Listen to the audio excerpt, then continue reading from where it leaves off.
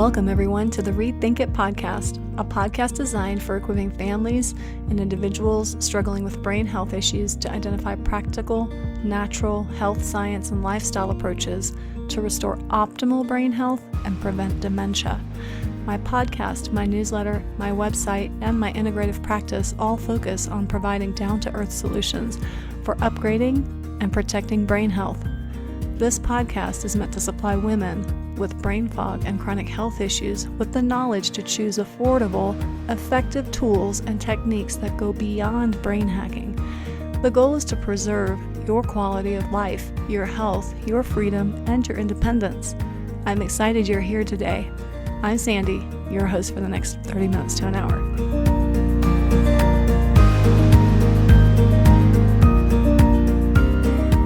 Well, guys, I ripped off that bandage and jumped into the podcasting world with my last podcast. Thank you guys for your patience as I learned to adjust the sound, the volume, and even projection into the mic. I really have no problem talking to large audiences in person, but it is a whole new world when I can't see you guys. Anyhow, I hope this episode and each subsequent one will be better than the last one as I work out the glitches of online recording. Thank you for being patient with me in the process. I felt that a good place to kick off the first few episodes is to lay some foundations of understanding. So, in today's podcast, why do we call it a brain fart? Rethink the connection between gut health and brain health. I want to tackle the link between gut health and brain health. Many studies at this point have revealed the significant role that our gut plays in our brain health and how it affects the whole host of neurological conditions, including the burgeoning diagnoses of dementia, ADHD, and autism. Almost 10 years ago, while I was trying to heal my own ongoing autoimmune issues, I began studying this concept.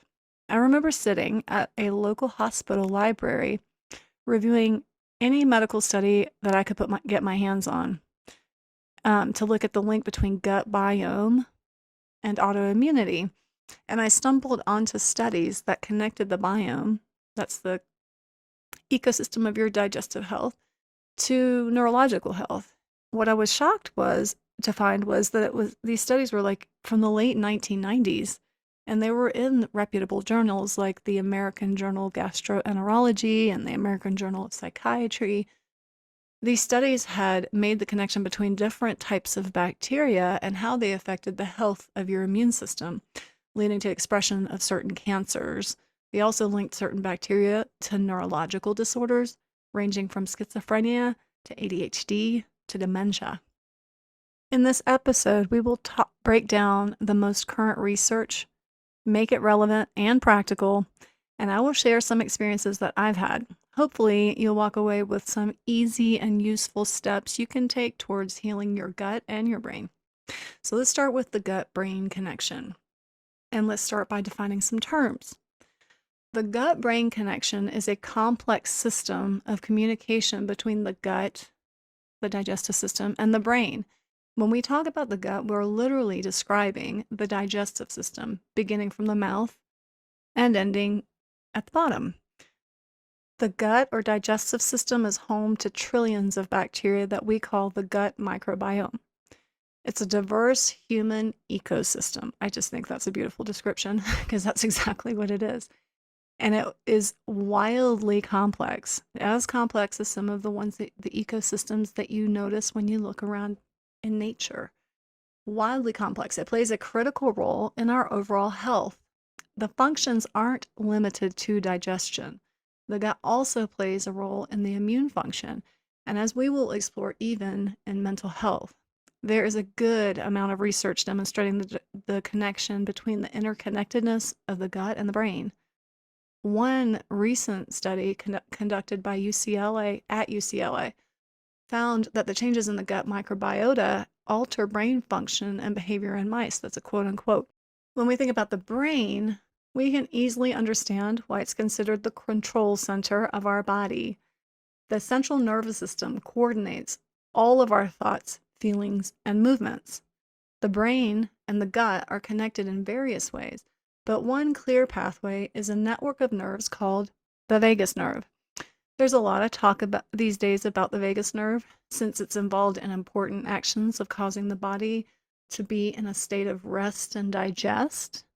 But let's keep it simple and focus on the gut-brain connection today. Okay? This nerve acts as a two-way communication highway between the gut and the brain, allowing them to communicate with each other. We will talk more about the vagus nerve in future podcasts because a healthy vagus nerve is another important piece of your health puzzle. But for now, just keep in mind that the vagus nerve communicates between the gut and the brain in a bidirectional way, meaning the brain can send signals down the vagus nerve and the gut can send signals to the brain. Have you ever been so scared that you can't go to the bathroom for days? Or maybe you've had test anxiety that disrupted your bowel functions? That would be me. I am definitely an anxious tester. What may be less obvious to you, though, is that when the gut gets colonized with yeast and bad bacteria, or maybe even has experiencing some trauma or has experienced trauma, this can affect our emotions, our thinking, and our reasoning. So your gut can affect the way the brain functions, not just the other way around, which most people think. Research has shown that the health of our gut microbiome can absolutely impact our health, our brain health. For example, a study found that mice that had an unhealthy gut microbiome exhibited more anxiety-like behavior than mice that had a healthy one. Another study showed that people with depression had lower levels of certain bacteria in their gut than those without depression. I promise I'll provide a link to all these studies for you researchers out there on the website show notes if you want them. When I review labs with my clients, it's always interesting to see, for me to see how the breakdown of the type and number of bacteria found in the gut are linked to specific health conditions. For example, low numbers of a bacteria called bifidobacteria species is linked to celiac disease, autism, Alzheimer's. Meanwhile, high levels of Enterobacteriaceae species are linked to Parkinson's. Other specific bacteria are linked directly to depression. How the gut fully impacts the brain is complex. For example, while we know that there is a clear connection to the gut via the vagus nerve, we also know that the gut bacteria help produce neurotransmitters like serotonin. That's our happy hormone. In fact, there are recent studies that suggest that 90% of your body's serotonin is produced in the gut. When the gut microbiome is imbalanced, it can impact the production of these neurotransmitters, and that leads to mood changes and even depression. Your gut is a primary driver in your immune system. It's your second brain, it's your largest hormone balancing organ, and it is your number one source of energy and detoxification. So let's look at the link between gut health and dementia. Dementia is a condition that affects millions of people worldwide and can have a devastating impact on the quality of life. And I'll emphasize this fact in every single episode. The rate of early dementia is rising at an exponential rate. And we're talking about dementia that affects 30 to 64-year-olds. We're not talking about 65 plus. So this illness is a particularly personal one to me because I lost one of my dearest people to dementia in 2020. My mother-in-law began complaining about brain farts over 20 years ago. To be honest, she was one of the inspirations of why I work with women with chronic fatigue and Lyme today. She was actually diagnosed with chronic fatigue in her mid-30s, which in the 1970s was an uncommon diagnosis. When I joined the family and met her, she was a ball of energy. Always the picture of elegance and class. She wore her hair in a teased beehive until the last few years of her life. How many people do you see walking around with a beehive? She was fast-witted, hilarious, and the most generous person I've ever known. When she was about 64, she started to tell me that she thought she was starting to slip. That was her quote, "I'm starting to slip." And she was very concerned about developing dementia. We watched her become more and more forgetful as the years went by, and she started on Alzheimer's medication when she was around 74. And we noticed that she would have consistent periods of oblivion. And what was interesting was that she also had hours in the morning where she seemed completely normal and in a clear mind. She was open to trying pretty much most anything to support her health, so I made some basic lifestyle recommendations. We switched her off her tap water, her Diet Coke, and most of her processed foods. We would drive to her home, deliver distilled water, fill her supplement container for the next few weeks. And over the course of a few months, she actually did improve significantly.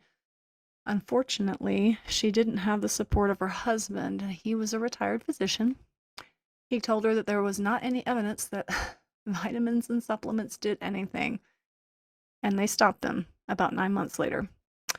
Unfortunately, as quickly as we'd seen the improvement, we saw a even more rapid decline in her cognitive health in the months following that, and they ended up moving into assisted care about a year later.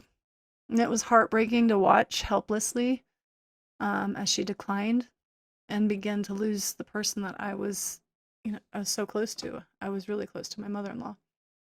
While most research indicates that there is currently no medical cure for dementia, there are steps that can be taken to reduce the risk of developing it.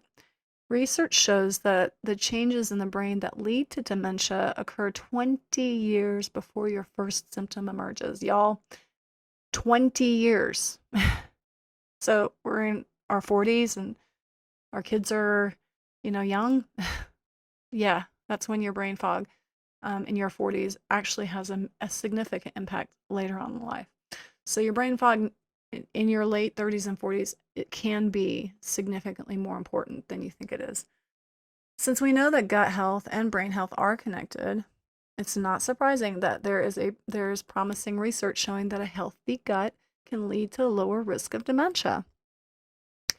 Recent studies have suggested that the health of the gut microbiome may be closely linked to the health of the brain, and that changes in the gut microbiome may be associated with an increased risk of cognitive decline and dementia. We already talked about how the gut is responsible for making important neurotransmitters like serotonin and dopamine, but the bacteria in the gut is also responsible for making something called short-chain fatty acids. Short-chain fatty acids have an anti-inflammatory effect and provide neuroprotective properties in helping prevent cognitive decline. These fatty acids are produced by a very specific bacteria, which is why low numbers of those bacteria contribute to the risk of dementia. A study published in the Journal of Alzheimer's Disease in 2020 found that probiotics may help to improve cognitive function in individuals with Alzheimer's. This particular study involved 52 participants, and they were given a daily probiotic supplement for 12 weeks, and there was also a control group. The results showed that the probiotic group had significant improvements in cognitive function compared to the control group. Probiotics were one of the supplements that I was giving my mother-in-law, by the way, when she was improving. Overall, there's a solid body of evidence suggesting that the health of your gut microbiome may be closely linked to the health of your brain. So taking steps to maintain a healthy gut may help reduce the risk of cognitive decline and dementia. The effect of a healthy gut doesn't just contribute to dementia, though. It also contributes to current brain health, and it can be altered when you support your digestive health. So let's look at the link between gut health and ADHD. Did you know that 1 in 6 kids are diagnosed with a developmental disorder? That is a huge number. ADHD is one of those developmental disorders. ADHD affects both children and adults. As any mom with ADHD kids knows, it is characterized by symptoms of inattention, hyperactivity, and impulsivity. Probably that's the worst one. I think that's the worst one. And it can impact all areas of a person's life. Honestly, there's not a single cause, not a singular cause of ADHD. Instead, there are many potential causes. To really get to the bottom of the cause for each individual, you have to become a real investigator. And the solution may be different for each person. We can honestly do a full segment on this alone, and I will be doing one in the future. So for now, let's just stick to what we know about gut health and ADHD. The literature does consistently show that gut health contributes to reduced symptoms of ADHD. One study conducted in the University of Colorado found that children with ADHD have a different gut microbiome than their peers without the condition. In the same vein, a study from 2017, published in the Journal of Child Psychology and Psychiatry, analyzed the gut microbiome of children with and without ADHD. They found that the gut biome of children with ADHD was significantly different than that of kids without it. Specifically, they found low levels of certain bacteria and high levels of harmful bacteria in the guts of the children with ADHD. And a similar study was published in 2020 that showed the same thing in adults. So this is very well researched. That's the point. I don't want to bore you with all the studies, but I just want you to be confident that there are mountains of research. So let's talk about, there was one other study. It was done and conducted by the University of Maryland, and it found that children with ADHD who were given probiotics, similar to the dementia study, that they showed significant improvements in their symptoms. There are many, many more studies we could look at, but you get the point. The studies suggest that an imbalance in the gut microbiome, along with inflammation, play an important role in the development and exacerbation of ADHD symptoms.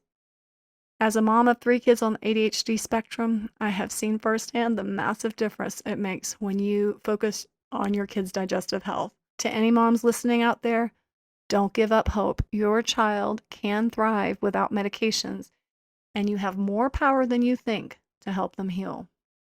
So let's look at the link between gut health and autism. So let's shift gears and look at one brain health condition associated with chronic brain inflammation: autism.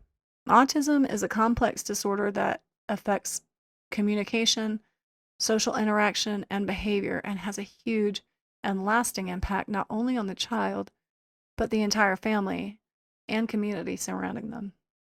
According to the CDC, the Centers for Disease Control and Prevention, 1 in 44 children in the United States are diagnosed with autism.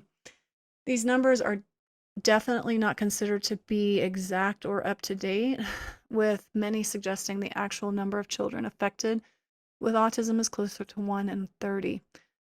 Current research as of 2020 shows it's about 1 in 36 and climbing. The point is, it's becoming increasingly common.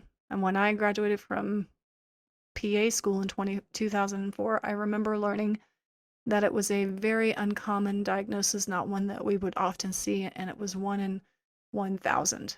This was in 2004. We're talking about 20 years ago. So you can see that that's a big difference between 1 in 1,000 and 1 in 36. As we touched on earlier, the balance of the types and quantities of bacteria in your gut contribute to the health of your brain. The studies looking at the microbiome of autism only confirm this. Many studies have shown that the gut flora of children with autism are different than typically developing children. One interesting study published in the Cell Journal actually took the flora of mice that exhibited autism behaviors and put them into neurotypical mice. And those mice then began to express autism traits as well. In addition, there are several clinical trials examining the use of probiotics to improve gut health in individuals with autism.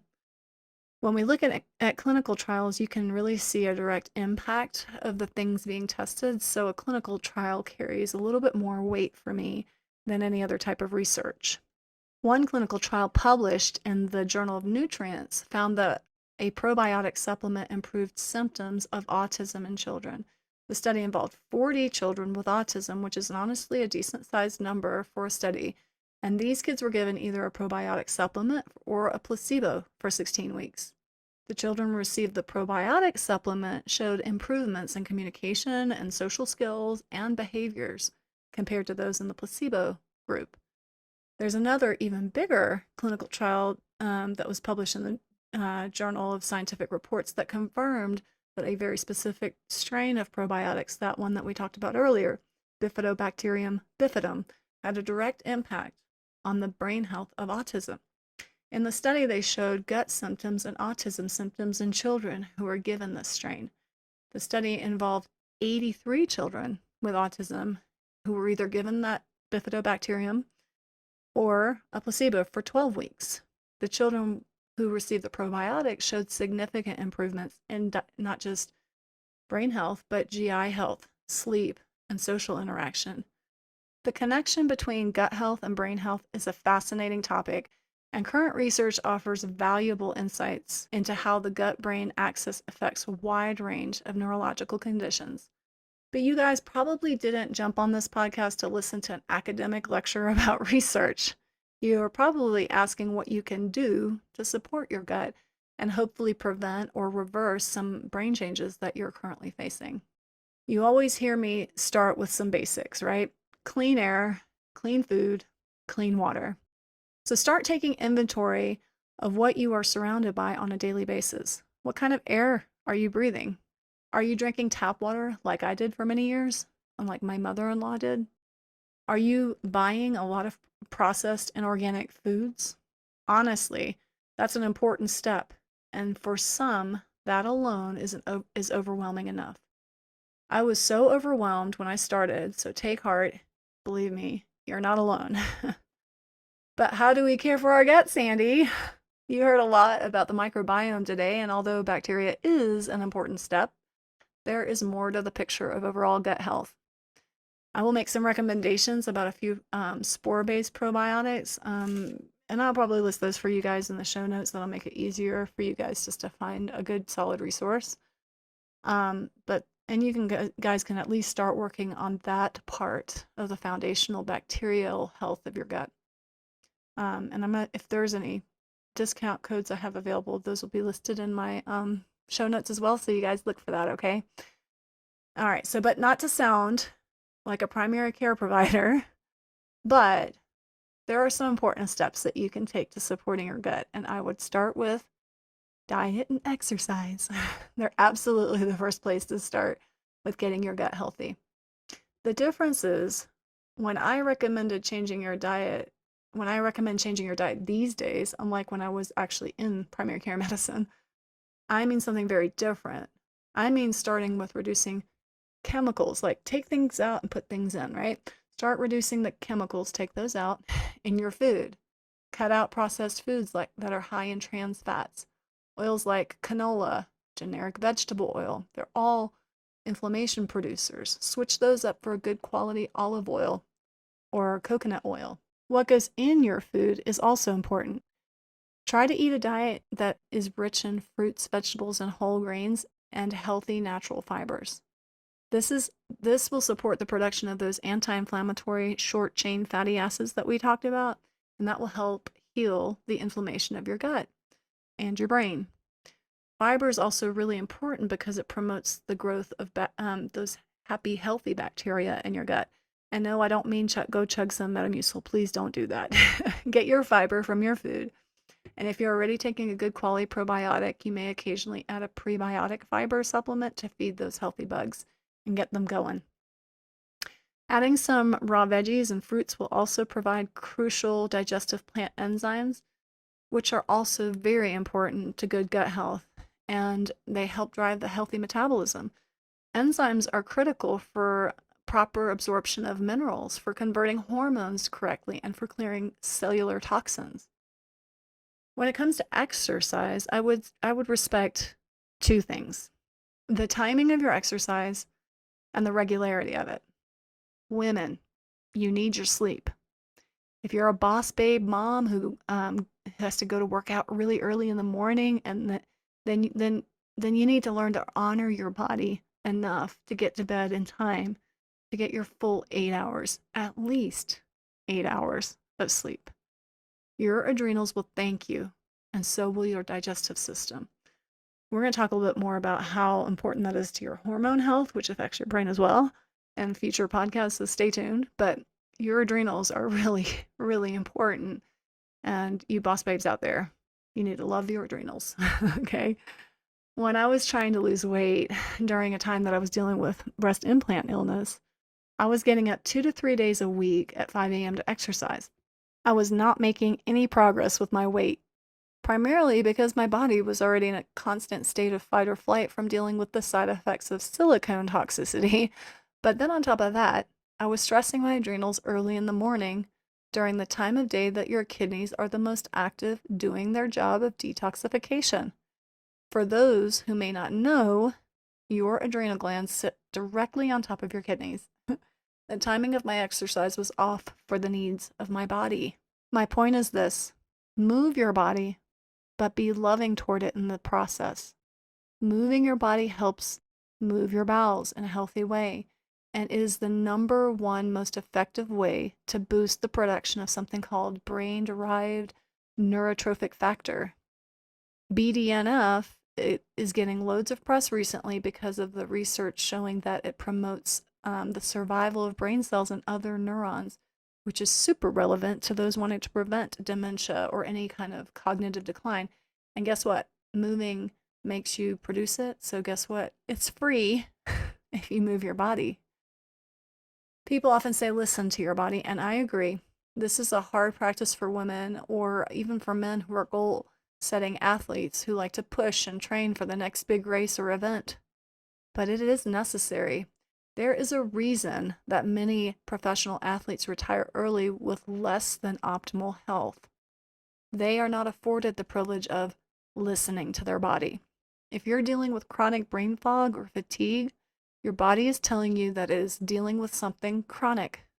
In order to love your adrenals while your body tries to heal, move your body, but don't burn it. To bring it all full circle, there are mountains of evidence demonstrating that a healthy gut is necessary for a healthy brain and to prevent dementia. In the last episode, I challenged you to start paying attention to what was in your food. I want you to continue with that challenge, but I want to leave you with a simple challenge this time as well. This time, check your oils. Check the oil. What are you cooking with? Are you using canola or vegetable oil? If so, dump those in favor of, say, olive oil, avocado oil, beef or duck tallow when you're cooking. Okay, switch to grass-fed butter or virgin oil, extra virgin coconut oil when you're baking. In fact, I get so many compliments on my cakes, and I live at altitude, you guys, because I cook with coconut oil. I use that and it just adds a flavor. It doesn't taste coconutty. It just adds a flavor that's complex and different to your cake. So if you love to cook or bake, try some coconut oil. So let me know when you do ditch those processed oils by commenting on this podcast or on our Instagram or Facebook pages. Be sure to send me some questions if you have them. I hope that this discussion today has really helped you begin to see the ways that you can improve your digestive and cognitive health with easy lifestyle adjustments. Of course, supplementation is super helpful as well, and we will touch more on those in future podcasts, so stay tuned.